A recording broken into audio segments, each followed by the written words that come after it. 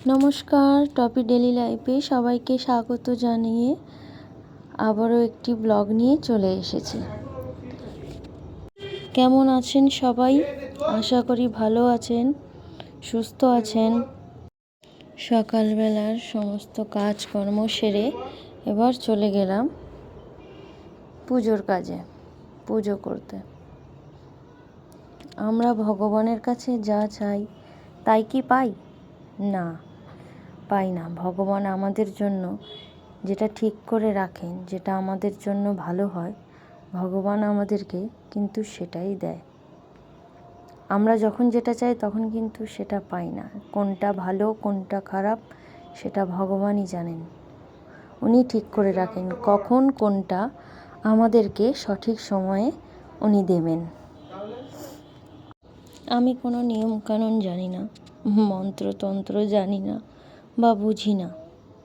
এটুকু বিশ্বাস করি যে ভগবানকে ভালোবেসে মন থেকে ডাকলে, তাঁকে বিশ্বাস করলে তিনি ঠিক ফিরে তাকান। তুমি যদি ভালোবেসে তাঁকে যদি একটা মিছরির দানাও দাও, তবুও তিনি খুশি হন। কিন্তু তোমার মধ্যে কতটা ভালোবাসা আছে, কতটা মনের দিক থেকে বিশ্বাস থাকাটা খুব দরকার। আগে আমার বাড়িতে গোপাল সোনা ছিল না। এই গোপাল সোনা আমার বাড়িতে আসার একটা দারুণ ঘটনা আছে। হঠাৎ মাত্র একদিন হঠাৎই এসেছে, নাও আমাদের কোনো পরিকল্পনা ছিল আগে থেকে। তাই আমি তেমন কিছু নিয়মকানুন জানি না। যতটুকু মন থেকে আসে হয়তো উনিই এগিয়ে দেয় সব কিছু পরিপাটি করে করার জন্য। উনি যদি আমার মনের মধ্যে সব কিছু না নিয়ে আসতো, তাহলে হয়তো আমি কিছুই করতে পারতাম না। কারণ ওনার ইচ্ছে ছাড়া এই জগৎ সংসারে একটা পাতাও নড়ে না।